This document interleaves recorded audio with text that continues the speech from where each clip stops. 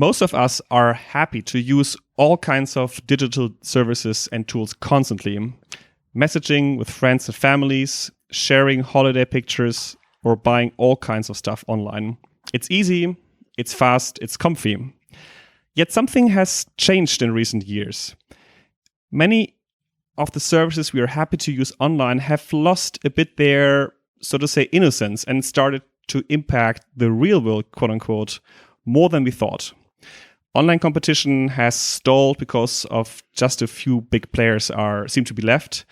Hate speech has transformed some of the online spaces into rather unpleasant, you could even say toxic experiences. And there's even evidence that social media has influenced elections and led to hate crimes on our streets. So there seem to be several phases to digitalization.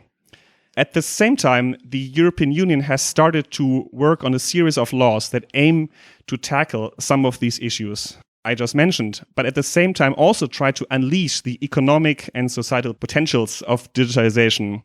So stay tuned for an all-digital episode of EU Untangled. That is the music. The music.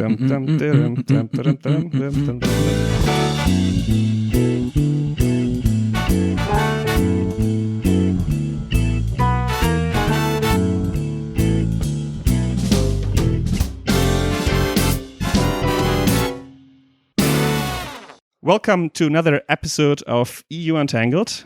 My name is Alex, and I'm joined, as always, by my fantastic co-host, Victor. Vic, how are you doing? Hey, I'm good. I'm super happy to be back on EU Untangled. EU Untangled is back with a topic that, on the one hand, is quite relevant to all of us, and at the same time also quite abstract at the same time. So today we want to give you a concise overview of the EU's digital legislation. And luckily, I didn't have to conduct a long search to find a real expert on these matters. As my co-host, Vic actually knows more than a thing or two, I would say, on EU digital legislation. What's your background on these topics, Vic? Well, I wouldn't say that I'm an expert on digital legislation at the EU level, but I just happen to be working on a number of digital files. Right now, I work as parliamentary assistant to a member of the European Parliament. And, well, I get to, spend some of my time in the office working on some digital legislation. So here I am, happy to be of use. So let's then get right into it.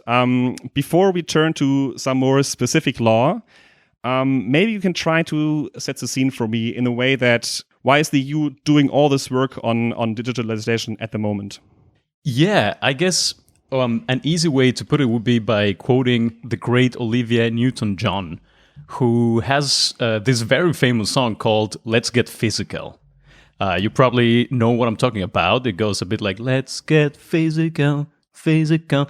If you substitute physical for digital, that's basically what the EU is trying to achieve. The EU is trying to let's get digital. So the European Union wants right now to become a leader in what it's known as a data-driven society. It wants to, and here I'm quoting what the European Commission says, it's trying to become fit for the digital age. So data is the new oil. We live right now in a hyper-connected world where pretty much everything we do generates some kind of data that is recorded somewhere. And that data has some use.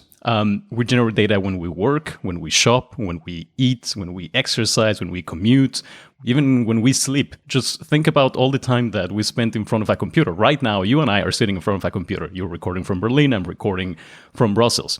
Think about all the time that you spent on a tablet or tapping on your phone, wearing a smartwatch or an Oura Ring, listening to guilty pleasures on Spotify, clicking yes on cookie banners when you are shopping online or whatever. So all this has a value. And it doesn't matter if we know it or not. We're just generating value all the time. So the European Commission has actually published some fun facts on data that aim at giving us some kind of measure as to the size of the data market that is out there ready to be tapped on.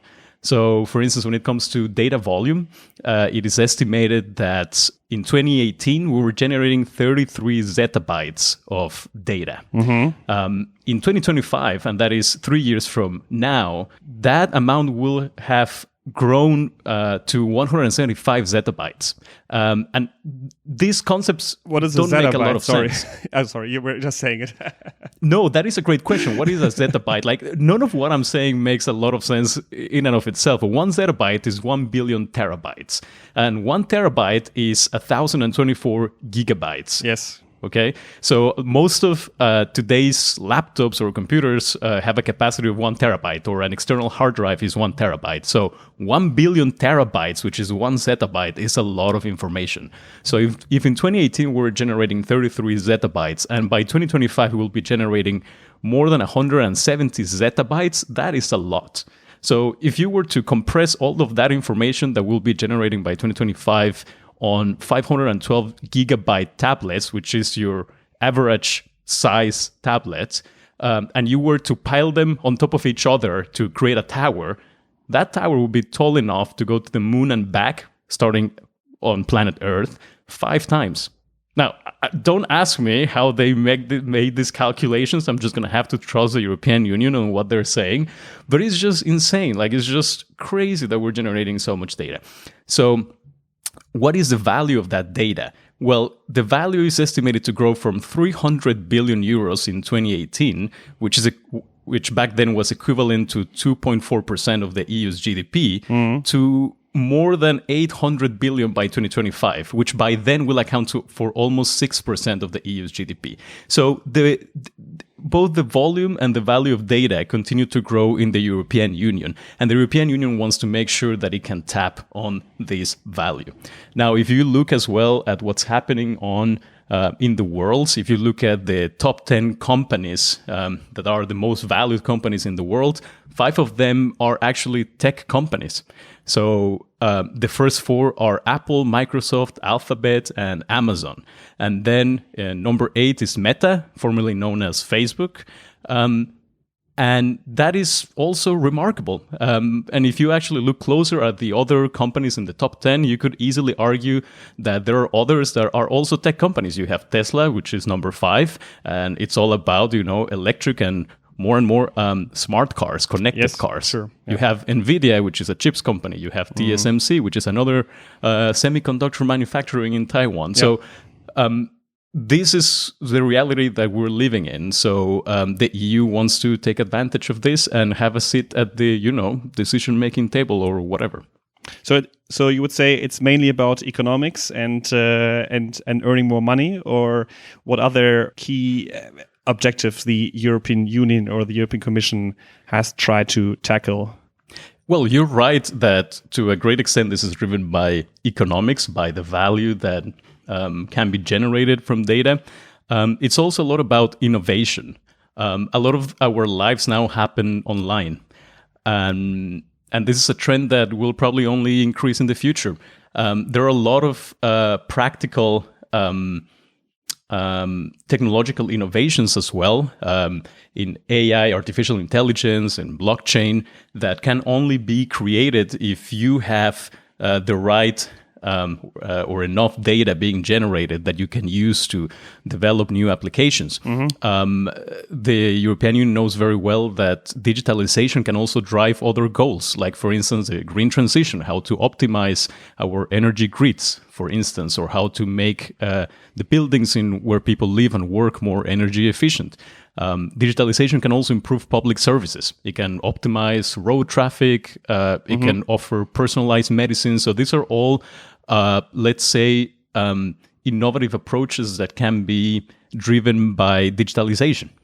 And then, of course, there is the issue of sovereignty or competitiveness on the world stage. There are other countries or other regions in the world that have been doing their homework in the past 20 or 30 years and are way ahead than the EU. So here is, of course, countries like the US or China, but also smaller countries like South Korea, Japan.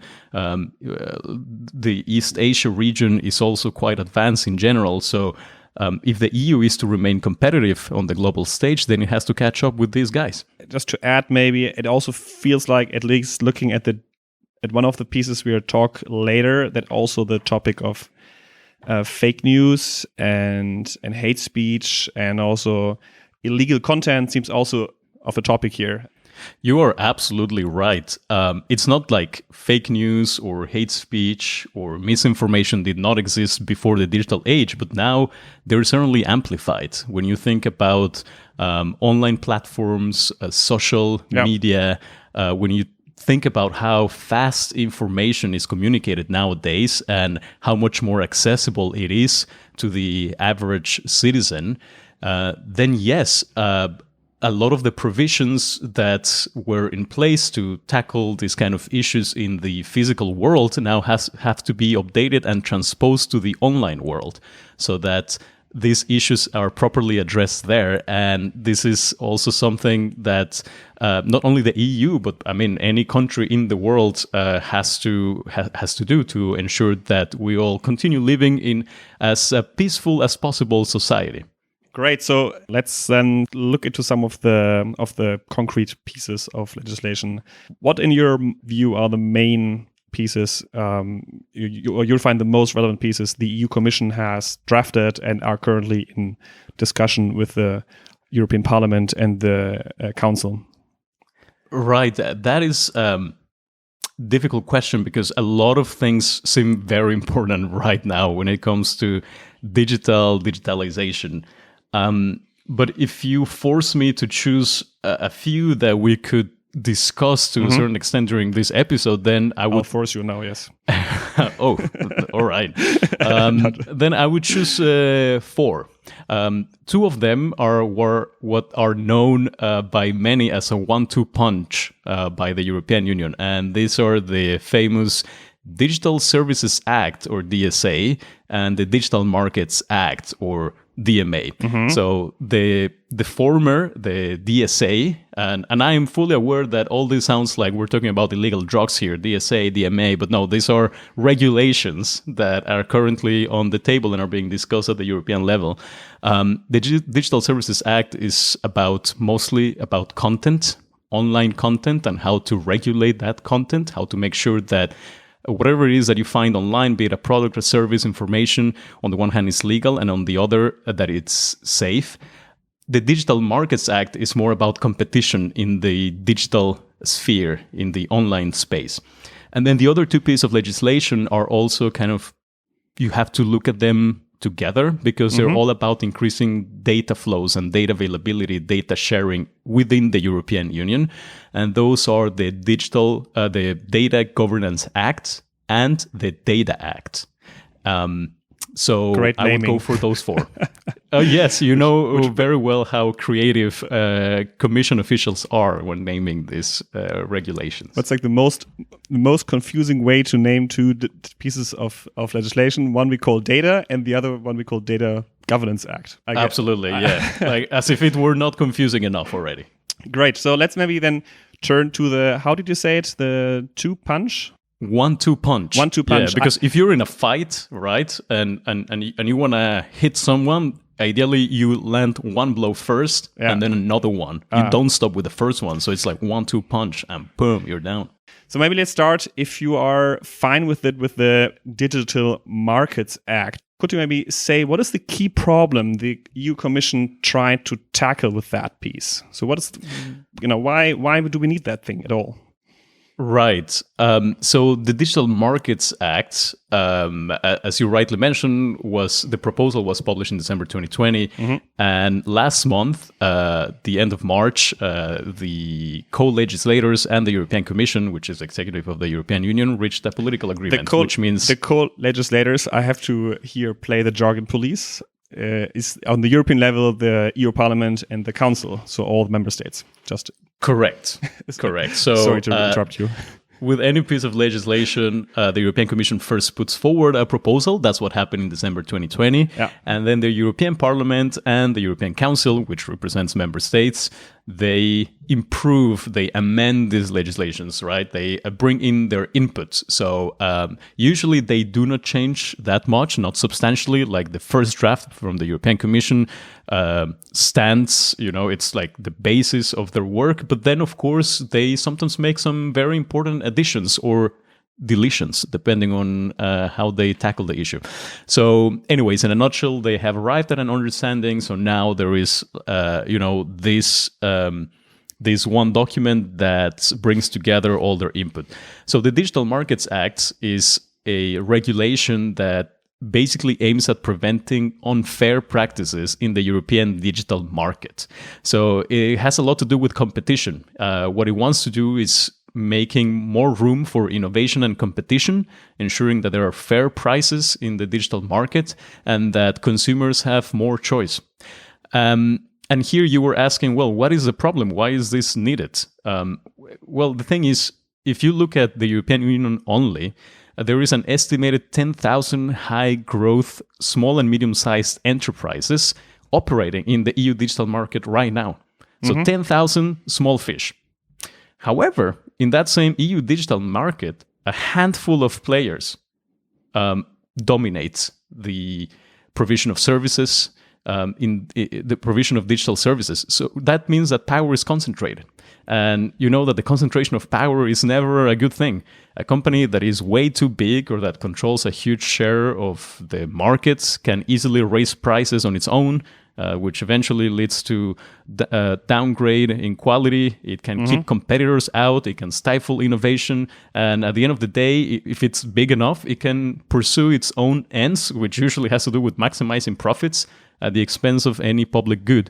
So the digital market is becoming highly, highly concentrated. And what this bill aims at doing is making sure that other smaller players can compete in a more can compete better, that they have a chance at succeeding too, and that this eventually translates into better prices and more quality and more choice for consumers. When you talk about big players, I guess you mean companies such as Facebook or Instagram. What other companies qualify to be a big player, and how is the DMA defining this category of big players? So you mentioned, for instance, Facebook, Instagram. We all think about these two, which are actually the same parent company, Meta. But there is also other very big companies such as Amazon, which is an online marketplace. You have Apple, which manufactures a lot of the phones that European Union citizens use, iPhones, or the computer, for instance, in which I am recording this podcast. So what the Digital Markets Act does first and foremost is it lays out a set of criteria to identify with which online platforms qualify as so-called gatekeepers in the EU digital market. And gatekeepers are defined as players in the market that have a strong and durable economic position and that operate, and this is very important, a core service that functions as a gateway for business users to reach end consumers. So this is about very, very big companies like the ones that we have mentioned before that operate a core service that can be, an online intermediation service like Amazon, which is a marketplace, that allows companies to sell products to end consumers like you and I, be it books or, a phone or a computer or a suitcase. Another core service can be a social network like Facebook. It can be a video sharing platform like YouTube. It can be an operating system like iOS or Android. It can be cloud computing like what Amazon Web Services does. It can be advertising. It can be web browsers. It can be app stores or voice assistants. These are all core services that allow users or end consumers and businesses to connect with one another. And that means that these are gatekeepers. Like think of Hodor from Game of Thrones, like holding that door, right? That is exactly what a gatekeeper does. But contrary to Hodor, these guys are not necessarily good. Okay, and here I'm just saying like it's not good because what is not coming through is more competition, right? So I was actually more thinking about the bouncer at the nightclub, or a bouncer. and Yes. deciding like who can enter. So you're saying basically that if I want to sell a product, basically I have to be on Amazon, or if I want to connect with my friends, I have to be on Facebook because if not, I cannot sell it because no one will find my company. Or if I'm not on Facebook, if I'm on a very, very small social network, obviously no one of my friends will be there.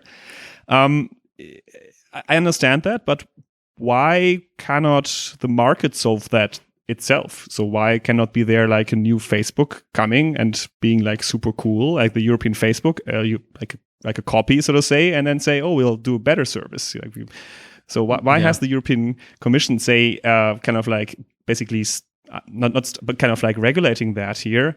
And also I read quite a bit of criticism that this is actually less about digital competition. It's actually a bit of an anti-American piece of legislation that just tries to kind of like stop the power of these mostly American companies so that the European technology companies have a better edge.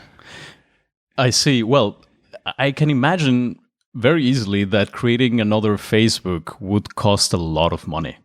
It would cost a lot of money. It would take a lot of time. And then the odds that users would switch to the new Facebook would be not very high, I guess, because users or end users are probably already locked in. So this is something that would be very difficult to see happening kind of naturally. So given the dominant position that these companies already have, an example for myself is my use of WhatsApp. Like WhatsApp is the electronic communication platform that I use on a daily basis. Unless I force you to use Signal. And you're the only one. And that's my point. I downloaded Signal in order to be able to keep on communicating basically with you, because you are my one friend who doesn't really use WhatsApp. And then you forced me to be on Signal. But what happened is that now I have two apps on my phone. But the one that I really, really use is WhatsApp, and Signal is a secondary one. Like just the cost of switching, even though they are actually free, quote unquote, again, free in the sense that we don't pay any money. I still stay on WhatsApp, and most of my communications go through there. And I'm certainly not close to uninstalling WhatsApp from my phone. So what the European Union is doing with this bill is basically saying, well, let's first identify those companies that are big enough to play a dominant position in the digital market in the European Union. Then let's identify which core services they operate that keep other players from benefiting from the data that is generated, or that keep them from competing in a fair environment to propose alternative solutions for end users. And once we have identified them, then we will impose on them a series of do's and don'ts. So things that they can do and things that they cannot do anymore. Because so far, our rules have been very loose on them. So this is where the interesting thing starts, because first of all, gatekeepers, and this has to do with another issue that you raised, will be those companies with an annual turnover that is higher than 7.5 billion, or that have a market capitalization that is a value higher than 75 billion, and that have at least 45 monthly end users and 10,000 annual business users in the EU. So these are conditions that are not easily met by your average digital company or SME or startup. So you rightly said that the kind of companies that will be caught up by this legislation are mostly big tech. So we think of Meta, we think of Alphabet, Apple, Microsoft, and then also some non-American companies, such probably Booking or Alibaba or Zalando here in Europe. But it is true that at the end of the day, it will be somewhere between 15 and 20 companies that will be affected by by this law. And a common criticism from the US administration and from the companies, of course, in Silicon Valley has been, well, this is an anti-American law. What the EU says is it's not an anti-American law. It's an anti-competitiveness law. So we're making sure, like, for whatever reason, like, American companies are the gatekeepers right now. But we're putting in place a law that will avoid other companies in the future from becoming gatekeepers. Yeah. Before we turn then to another piece, the DSA, can you give like a couple, 1, 2, 3, 4 key changes that the DMA is introducing? Absolutely. So I'll give you a couple of examples of the things that now these gatekeepers will have to do, and a couple of examples of the things that they will not be able to do anymore. So a gatekeeper, for instance, will have to give users the right to unsubscribe from certain core platform services. So users will have this freedom. Another thing that they will need to enable is to make the basic functions of their instant messaging services interoperable. So this means that WhatsApp, Messenger, iMessage, Signal, Telegram, they will have to open up and be interoperable with one another. And this means that I should be able in the future to message my friend Alex, who uses Signal, from my WhatsApp without having to download Signal myself. And you will be able to message me from Signal without, having to download WhatsApp yourself. In theory. In theory, yeah. So let's see how this goes. But this is the kind of, this is how this should be translating in the future. Another thing that gatekeepers will need to do is, and this is very important, is that their operating systems will have to allow alternative app stores as long as they meet certain cyber requirements. This is especially relevant when it comes to Apple, because the Apple App Store plays a dominant position. Like app developers, software developers, they have to go through the App Store and they have to comply with the very strict requirements that Apple has in their system. So this is kind of like opening up possibilities for them to create more better apps. So these are the kind of some of the examples that they will have to do. They will also have to always inform the European Commission of any acquisitions and mergers that they are planning on doing. So there are going to be a bit more restraints. Then among the things that they cannot do anymore is, for instance, imposing software by default. An example is a web browser. Now users, let's say that you just bought a phone, you get the phone, you unbox it, you fish it out of its package, and then you will have a choice screen that will allow you to choose which virtual assistant or browser or search engine you want to have in your device, instead of having one by default and then you actively choosing another one. Here they will ask you first. Gatekeepers will not be able to rank or treat their services or products more favorably. Here you can think of Amazon, where if you go and you type like suitcase, maybe Amazon gives you its own branded Amazon suitcase before showing you a Samsonite one or another brand, because that's how Amazon operates and, drives out competition. There is also, they will not be able, gatekeepers, for instance, to require app developers to use the payment or the ID services of that they operate in order to be listed in their app store. This is also very, very important. There are a couple of lawsuits there going on, between companies like Epic Games, who are the developers, or Fortnite, like a game that is played by millions of people in the world, and Apple, because they have to go through their app store and they get like a huge cut, or Spotify as well. So these are the kind of things that won't be allowed anymore. And Epic doesn't want to pay, of course, the high fees Apple is taking from them. Of course.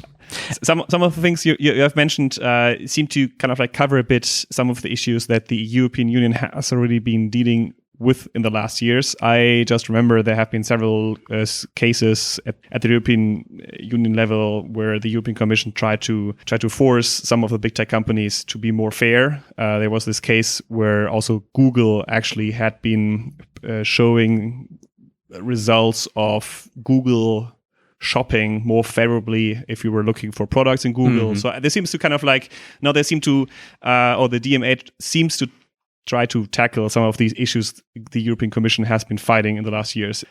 It's precisely that. It's giving the European Union more teeth when it comes to biting down on these very big players. So now the question, and to continue with analogy, is whether the Commission is biting off more than it can chew. Because, of course, for this piece of legislation to actually work, the Commission will need to enforce it. And enforcement will be very tricky. One of the criticisms is that the Commission doesn't have the capacity to do it. So, for instance, the initial proposal foresaw 80 additional staff that the Commission would need to hire in order to enforce this legislation. And when you think of 80 policy officers trying to fight against the likes of Google or YouTube or Facebook or Instagram, it sounds ridiculous. So one of the things that the European Parliament was calling for is let's not get 80 staff, let's get at least 200, because this is not going to be nearly enough. So the question of enforcement, of course, is going to be on the table. Also, whether these people have the necessary skills, both legal, technical, to enforce this legislation, because you will need to have highly skilled individuals behind this. But yeah, this is definitely a big punch from the EU.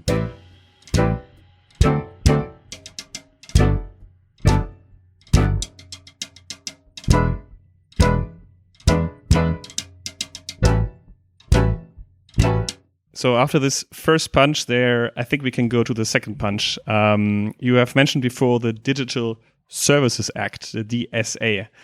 I have read that there is a quote by the famous philosopher from Spider-Man: with great power comes great responsibility, Peter Parker. I also have somewhere read that what is illegal offline should also be illegal online, should be the slogan of the DSA. Mm-hmm.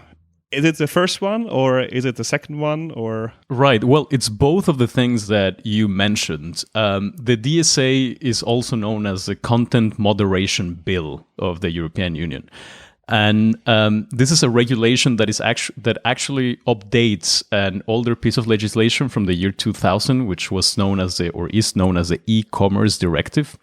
And basically between 2000 and 2022, which is where we are right now, 2 decades have happened. And in those 2 decades, the core players of the digital economy have evolved significantly.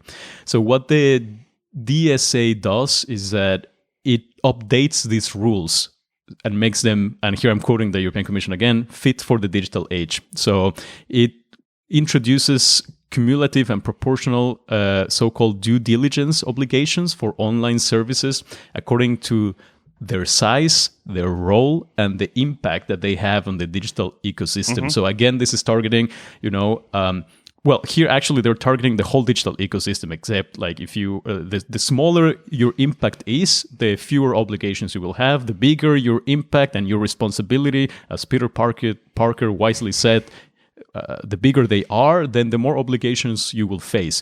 So this is a way in which the European Union is trying to make these online services accountable for their decisions that they make when they host or disseminate information online, when they sell products or services online, when they take down content, or when they suspend the service.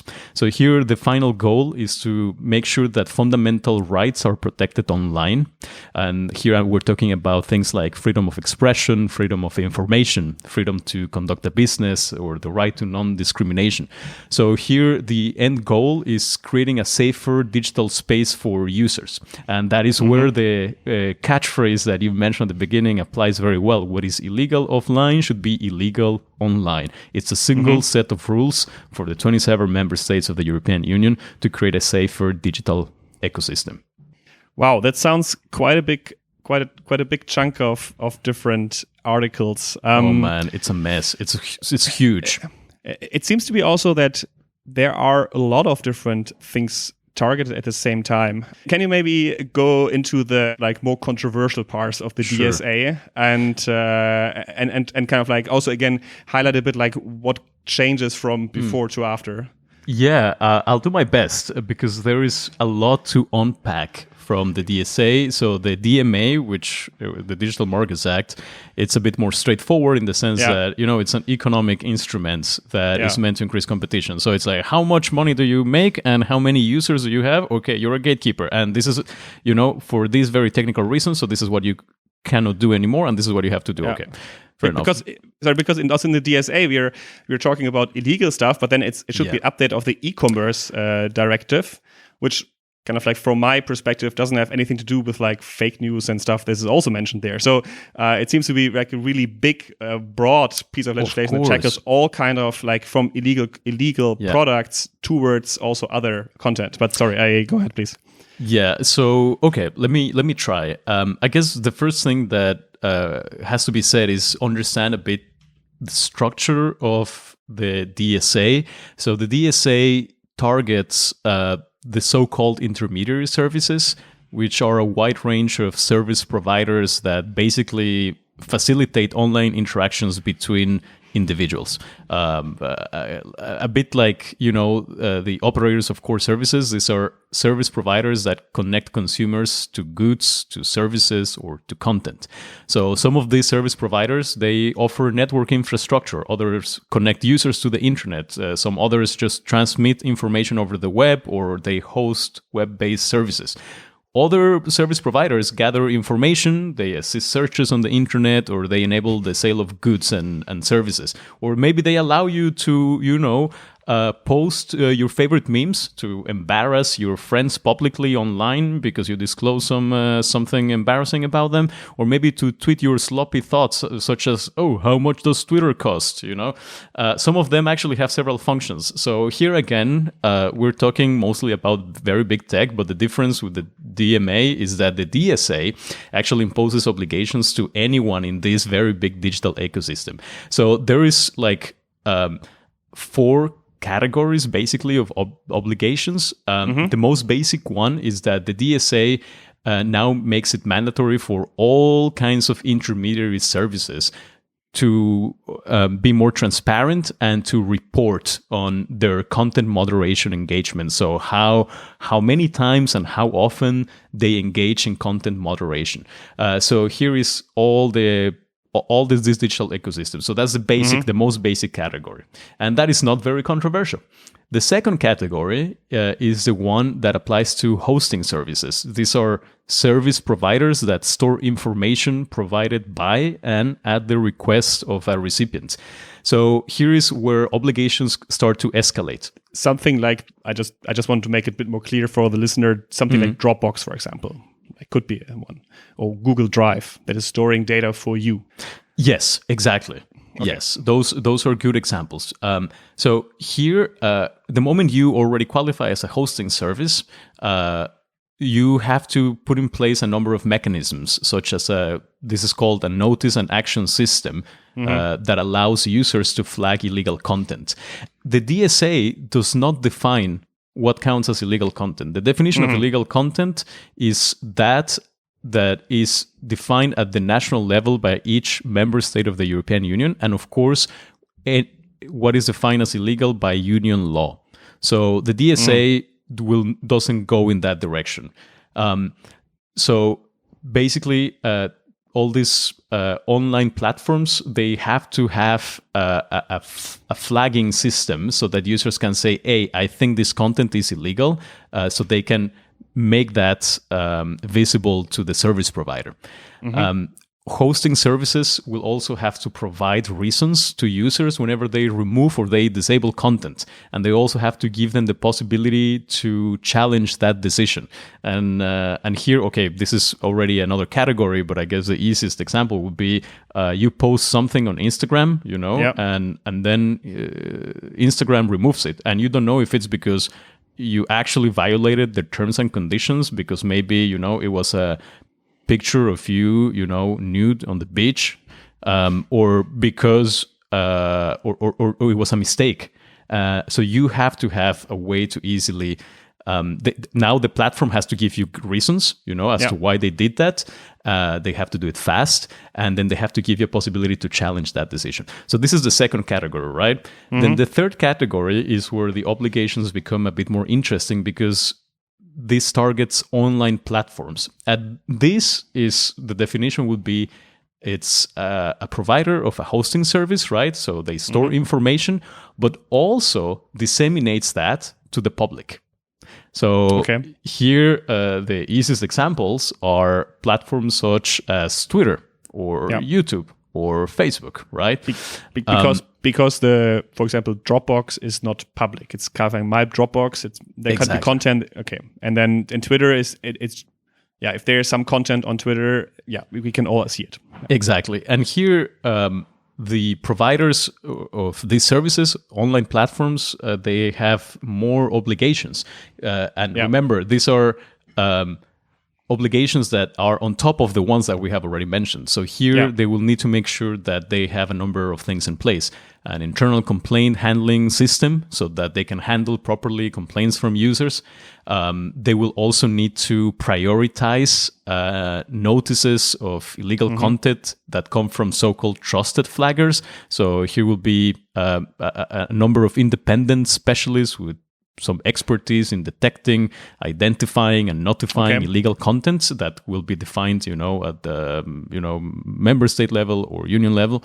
So they will have to prioritize those requests because it means that they come from a source that is like very credible, that is already vetted, so they will need to prioritize them. This means also more work for online platforms. They will need to have a way to notify suspicions of criminal offenses to law enforcement so that they can immediately alert the corresponding authorities.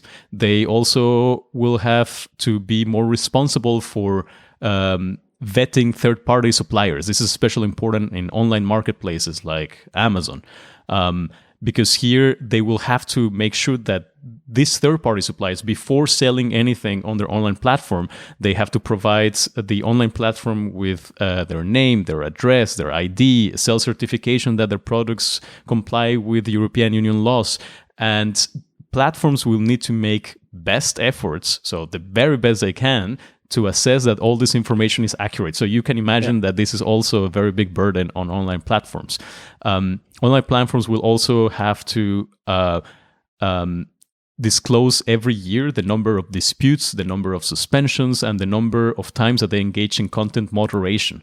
They will also need to avoid targeting minors, that is children, with targeted advertising. So they will not be able to do that anymore. And this is where it gets very controversial, because this is where the DSA targets a money-making mechanism of online platforms, which is targeted advertising. Online platforms will not be able to target minors, and they will also not be able to deliver targeted advertising to people based on sensitive data such as sexual orientation, their religion, their ethnicity. So a part of the targeted advertisement ecosystem is going down with the DSA. And that is what a lot of companies out there were criticizing, because they were saying on the grounds that this benefits small and medium-sized enterprises, the fact that they can better target their audiences. These are the conditions for online platforms, and then there is a number of additional conditions for the so-called very large online platforms. And this is a special category of online platforms where that have more than 45 million monthly active users in the EU. This is the equivalent of the 10% of the EU's population. So for those very large online platforms, there is a number of additional requirements, like annual assessments of systemic risks. And here we're talking about things like dissemination of illegal content, and the effects that their own online platforms or their algorithms may have in the exercise of fundamental rights, the number of times that someone tried to manipulate their service, and they also have to report on how their so-called recommender systems, so this, basically an algorithm that determines how they show and rank content for their users, how they operate. Your newsfeed, basically, yes. Yeah. So they will have to report on all that. They will have to undergo independent audits every year. They will have to allow users as well to easily modify the preferences of their recommender systems, their newsfeeds.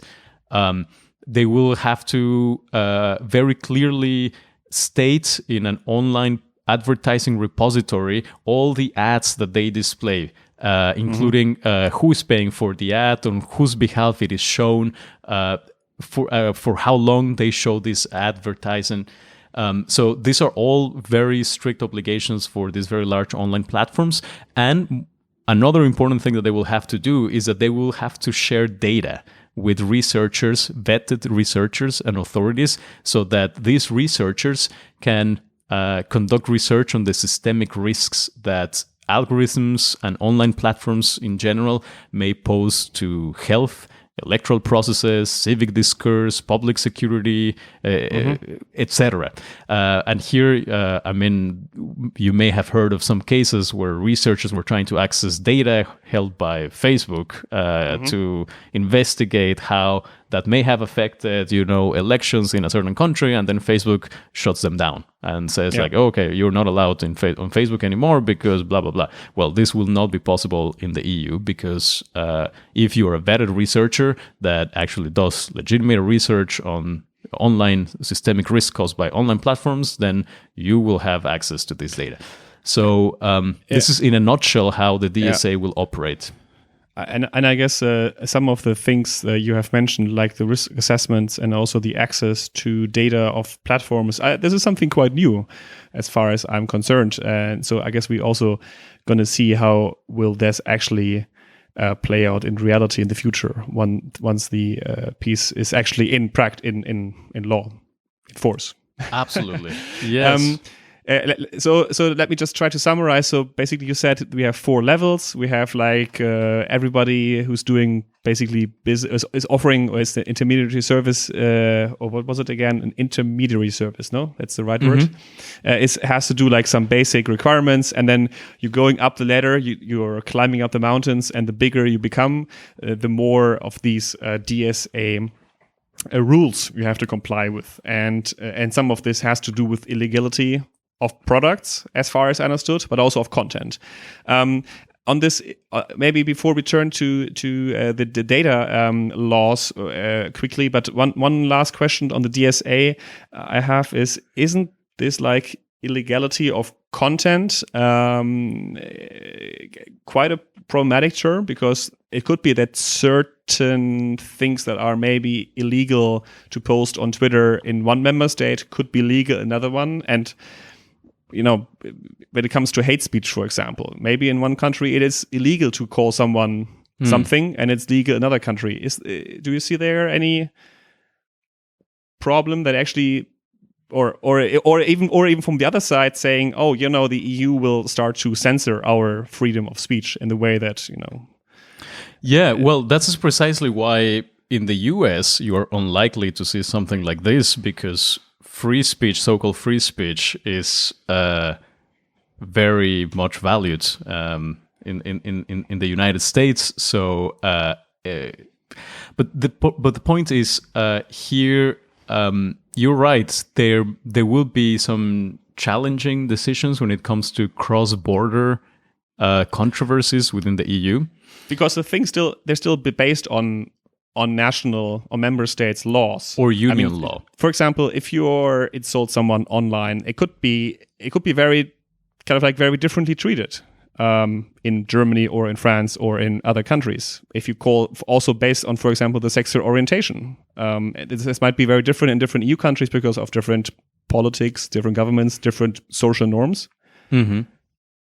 Yeah. Well, look, I'm not sure of exactly how this is gonna work in practice. The devil is definitely in the details. I can imagine that there will be some controversies when it comes to cross-border issues. What I do know is that each member state will have a competent authority and a so-called digital services coordinator, which will actually be a person in charge of making sure that this law is properly implemented and enforced. And there are some rules on how these digital services coordinators will have to cooperate with one another, especially when it comes to cross-border cases.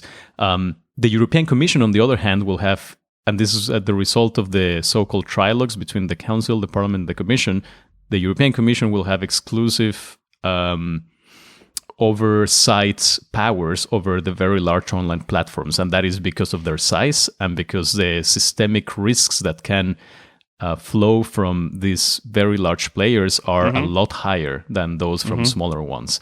There are also lots of exceptions for micro and small enterprises in the law.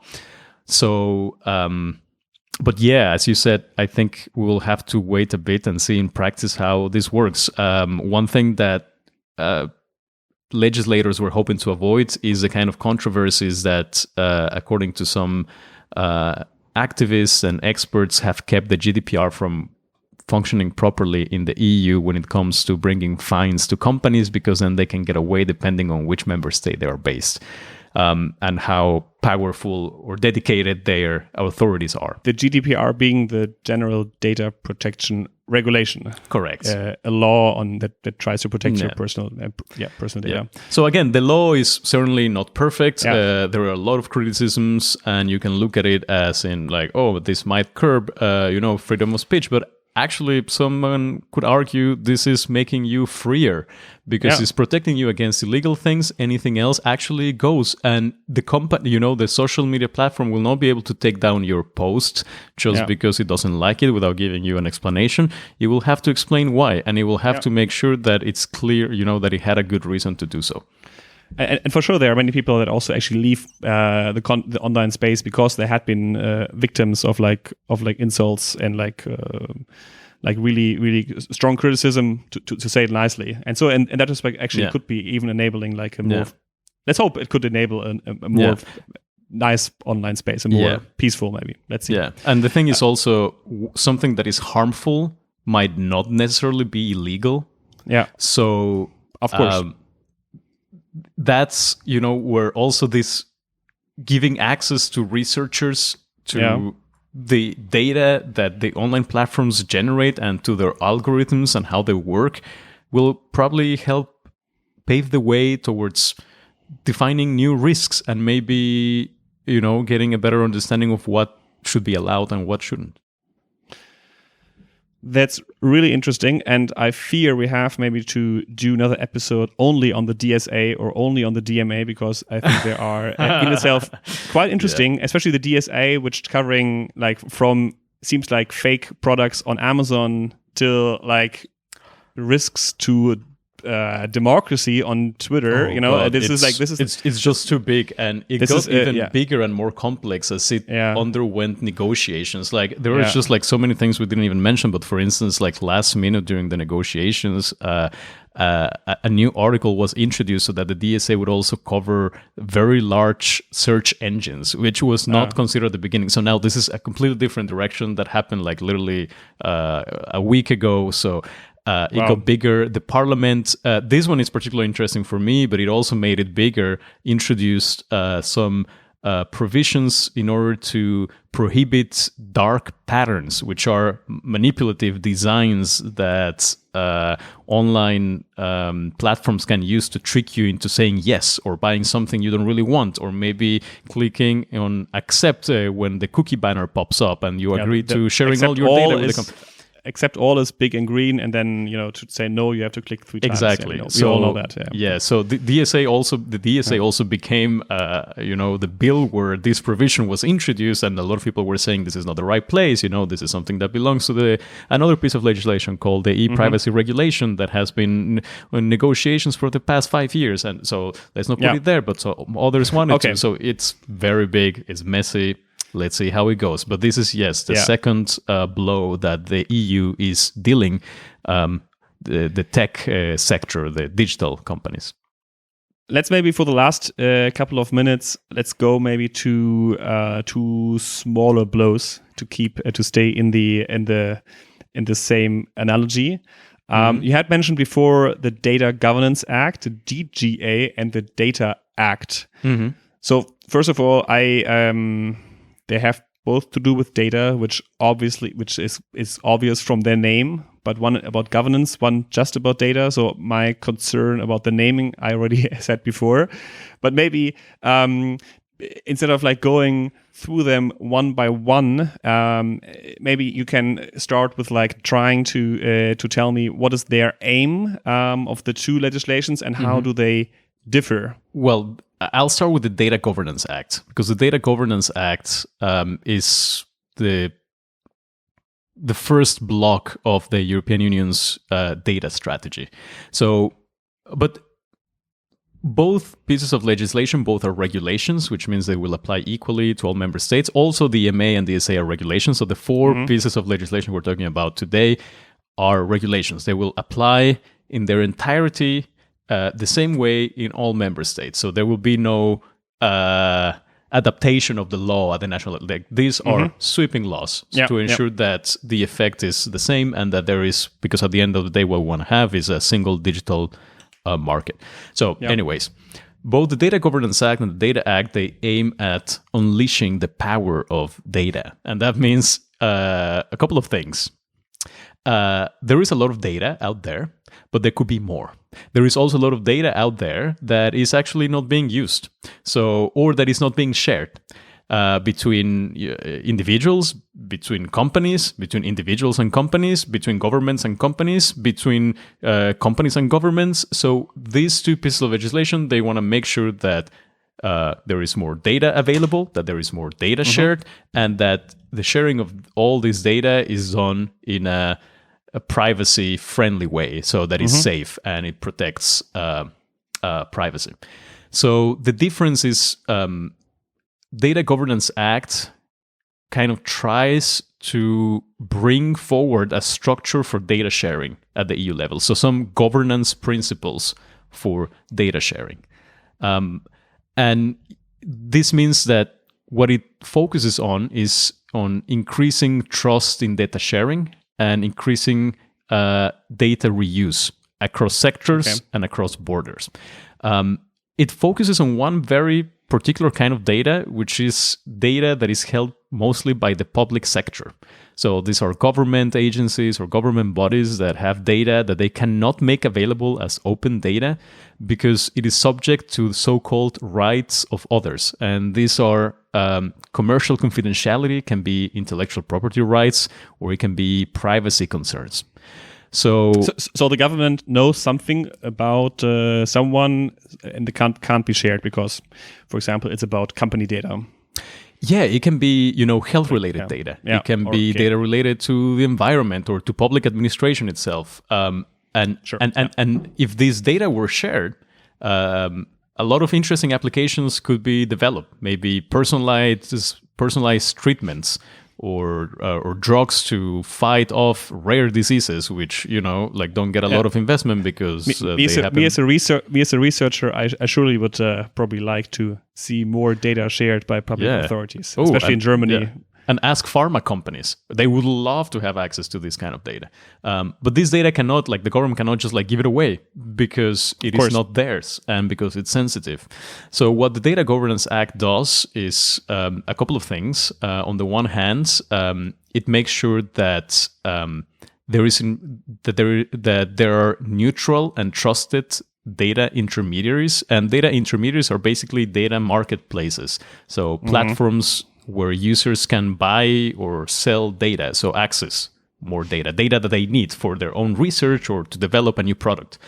So these platforms already exist, but they are not harmonized. And in many cases, at least in the current situation, they often play a dual role where they both help data holders and data users access data, but also they themselves use that data to develop some kind of product. So what the Data Governance Act does is ensuring, laying out conditions that make it very clear that data intermediaries can only help data holders and data users get together and exchange their data, but they cannot use that data for other purposes. It's some kind of unbundling. Exactly.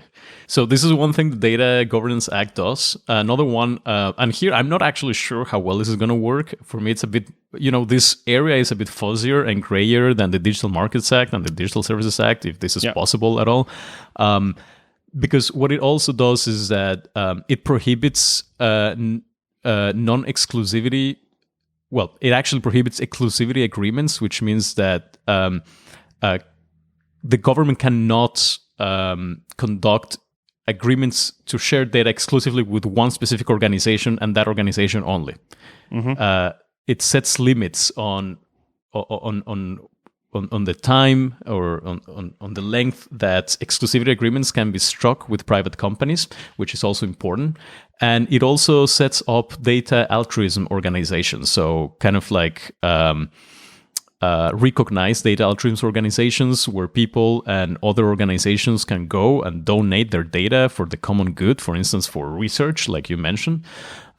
So these organizations that will have to be listed and that will have to meet very strict transparency and safety conditions. So this is all about creating a bit more trust in data. And then the Data Governance Act also creates this authority called the EU Data Innovation Board, which will be basically a group of experts that will provide the European Commission with advice on data governance, on cybersecurity, data standards to make sure that data can be shared in a standardized format, in an interoperable way as well. And the final thing that I think it's important here is that this legislation also formally establishes the creation of common European data spaces. And these are spaces in which data will be shared in standardized and in an interoperable way in key sectors of the European economy. And the idea here is to motivate organizations, individuals in each of these sectors to share the data first within their sector before connecting these different pillars, so to say, or these different sectors to ensure that data can flow not only vertically but also horizontally. But you have to start somewhere. So here the idea is to create them, and then separate legislation will establish them. But here the conditions are laid, like the broad framework is laid out, so that can happen. And these are sectors such as agriculture, mobility, finance, health, the environment, public administration, even cultural heritage. So all these sectors will be and are continued to be developed, but the Data Governance Act kind of provides a framework for that. So this is in a nutshell what the Data Governance Act is about. A lot of people have you don't sound excited, and that is perfectly normal because you're not the only one. A lot of people, anonymously, of course, on the side of the Commission and the Parliament, were not excited either about it. And some critics say that is precisely the reason why it was agreed on so swiftly, because it was published by the Commission at the end of 2020 in November, and the Parliament already adopted it earlier this month. So it took pretty much 1 year for all the institutions to agree on this. And when there is not a lot of discussion, when there is not a lot of disagreement, well, you can only wonder how important that piece of legislation will actually be. Yeah. If everybody likes it, it's probably not so ambitious. And the companies were also, the private sector was also not particularly active there, according to some reports. I was not working on any of this piece of legislation directly myself, but apparently the private sector was also busy elsewhere. It was more interested in the Digital Services Act, the Digital Markets Act, of course. and now in the Data Act, which is the second piece of legislation that we'll talk about, and the last one for today. Yeah, exactly. You just mentioned the Data Act, which I have, when preparing for this episode, I read this might be a bit more controversial than the Data Governance Act. Do you agree? And if so, what would be the more controversial topics on the Data Act? Yeah, I agree 100%, because the Data Act actually deals with data that is generated by connected objects.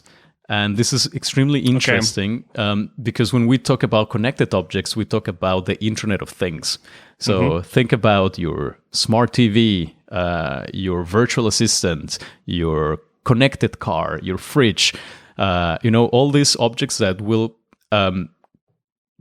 generate data on how you use them, and that manufacturers and developers will use, or through probably artificial intelligence systems, in order to optimize their performance and the delivery of services, so that when you or I go to our fridge already knows, that we're running out of eggs, or we're running out of milk, or maybe that I don't have a frozen tuna pizza waiting for me in my freezer.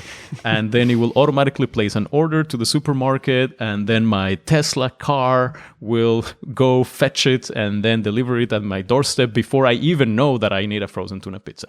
So this is the kind of world that we will be living in the future, actually. The estimation is that... I want to do that. Oh, look, I am not sure either that I want to live in that world, but one fact is that today, well, actually that was a couple of years ago, but let's say that in 2018, 80% of the processing and analysis of data was taking place in data centers and in centralized computing facilities, and only 20% in smart connected objects like cars, home appliances. In 2025, and that is 3 years from now, this relationship will have inverted. So 80% of all the data will actually be generated at the edge. And that is insane. So you will need to have some basic rules as to who owns, who can access, and who can do what with this data that is generated by these connected objects, because that is the direction in which we're going. Right now, it's not clear whether the data that is generated by your virtual assistant, whatever you call it, whether that data belongs to you because you are the user who inputs a lot of that data, whether that data belongs to the manufacturer of the device, or whether it belongs to the software developer, or maybe to another third party that we don't know really about, but that is facilitating the processing of the data. Who owns it and who can use it for what? That is not clear, and that is exactly what the Data Act is trying to figure out. So basically, what it does is that it, and we don't need to go into a lot of detail, but it establishes some rules as to how users of connected objects can access the data that is generated by them. This is the first category. Another one is how companies can access this data too, especially small and medium-sized enterprises. And the third category is how governments or public administrations can access this kind of data.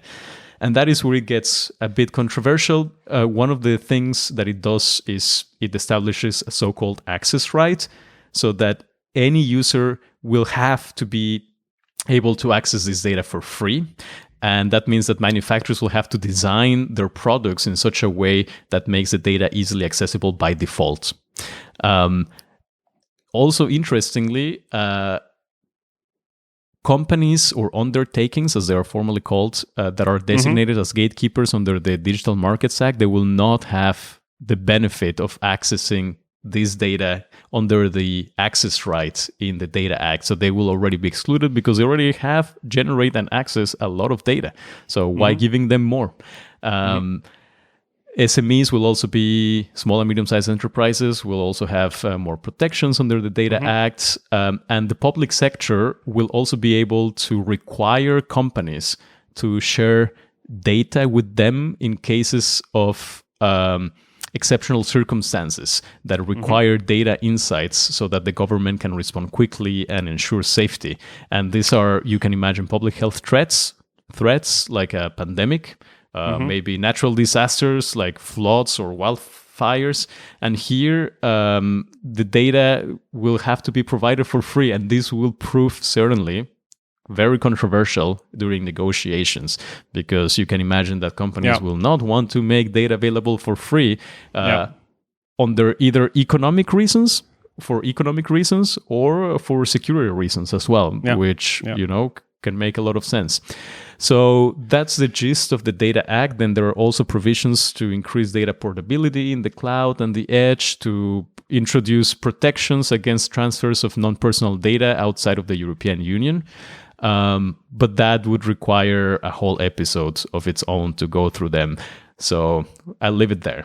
That would have been my suggestion, at least for the Data Act, which has been just proposed, I think, in February this year, and which is probably still, or which is currently now under scrutiny by the different institutions in the European Union. So till this piece is finally at some point negotiated and then maybe agreed on, I guess there will be some month, maybe years to come. So once we know more, maybe we can come back to that topic and have a dedicated episode only on the Data Act. Before we wrap up, what else do we expect can we expect in the coming month or years, which is relevant for the EU digital space? Look, the party is just getting started. There is so much happening right now. We talked about 4 already very complex pieces of legislation, but there is a lot already either in place or coming up. One thing is the Artificial Intelligence Act, which the Parliament is currently amending and improving. This is very exciting, first of a kind piece of legislation, because it's the first attempt by any government to regulate the applications of artificial intelligence. Yeah. And here what Europe is trying to do is avoid high-risk use cases that resemble Black Mirror scenarios for AI. So that one is very interesting, and it will have a lot of cool overlaps with data legislation, because data will be the blood of artificial intelligence. So you have that. You have also attempts at creating a unique digital ID for Europeans, like a kind of digital wallet, where Europeans will be able to combine their different identities, have them in one single place to access online services anywhere in the EU across borders. That's also very exciting. I mentioned briefly the European data spaces, which will actually be the operationalization, if you will, of the Data Governance Act and other data efforts by the EU. You have also the CHIPS Act, which whose name I absolutely adore. Makes me think of my favorite vinegar crisps. And finally, a good name of the EU. Finally, I love it. Great job there, Thierry Breton. And this one is, I mean, you could argue that it's a bit more industrial than digital, because it's about Europe developing its own capacity to manufacture the most advanced chips or semiconductors. But actually, semiconductors, well, they are the building blocks of cloud computing, quantum computing, artificial intelligence, or other trivial things like your PlayStation or your car.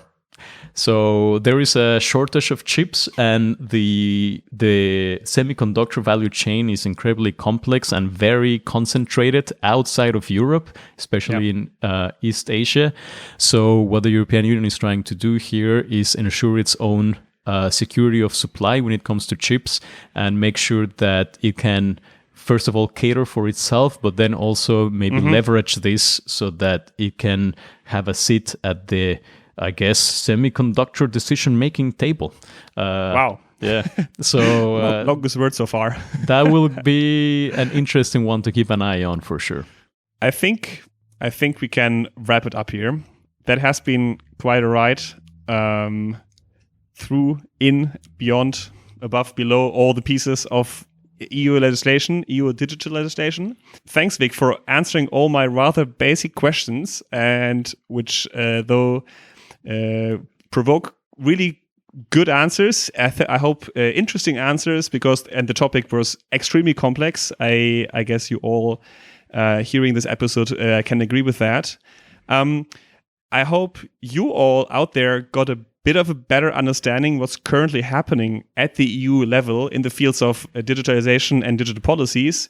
In case it is still not clear to you what the EU is doing there, which you're not alone. We are not alone, and also this means we actually clearly failed our task in this episode.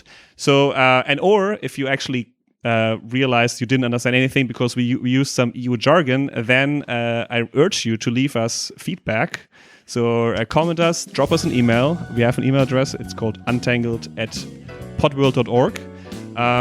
So we can improve on that side. And of course, you can also drop us a message on the very social media platforms the EU tries to regulate. We are on Twitter @EU_Untangled, as well as on Instagram and Facebook with EU.Untangled. So you can follow us there, and you can also, of course, contact us there. And of course, don't forget to subscribe to us in your favorite podcast app. That would be amazing. Until soon. Ciao.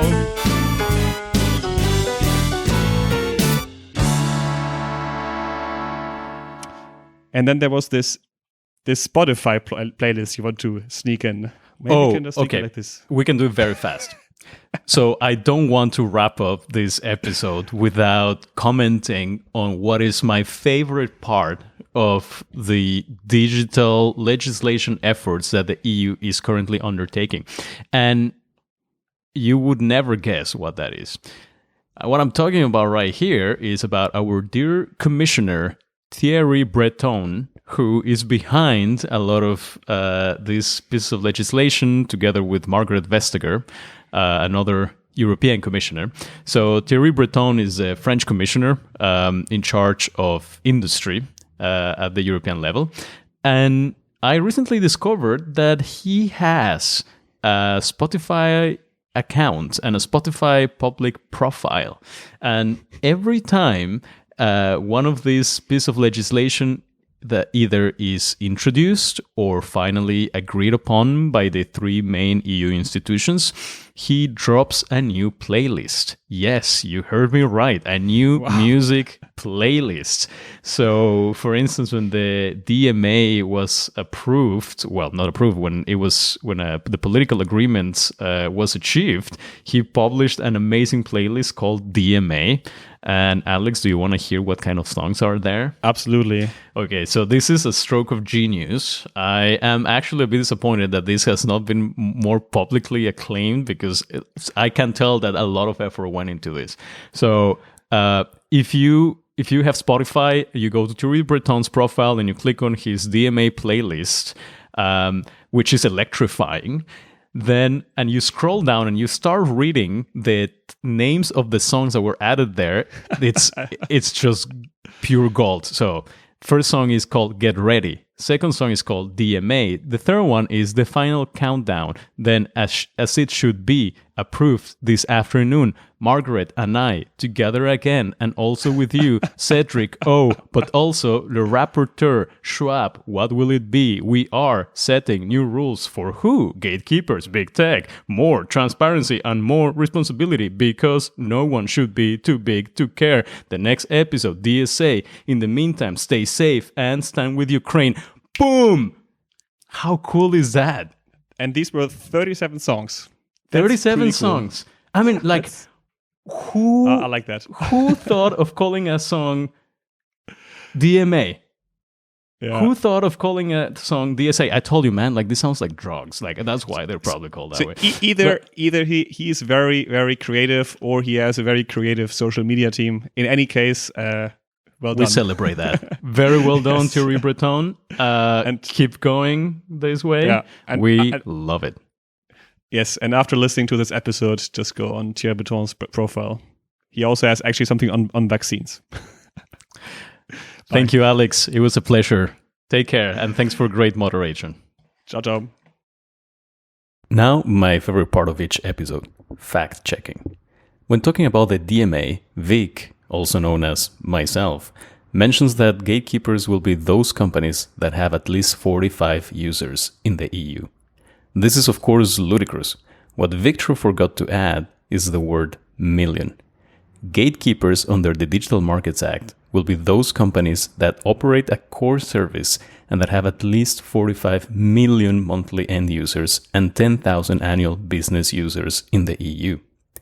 Later on in the episode, Alex quotes Peter Parker as the author of the now famous expression, "With great power comes great responsibility." However, it was not Peter Parker who uttered this phrase, but his dear uncle, Uncle Ben. Also, the expression seems to be a lot older than the Marvel Universe, with some attributing it to the French philosopher Voltaire in the 18th century, and allegedly also used with some twists here and there by British members of Parliament, Winston Churchill himself, and the Roosevelt presidents, Theodore and Franklin D. We hope you will forgive us for these teeny tiny blunders and that you will continue listening to EU Untangled.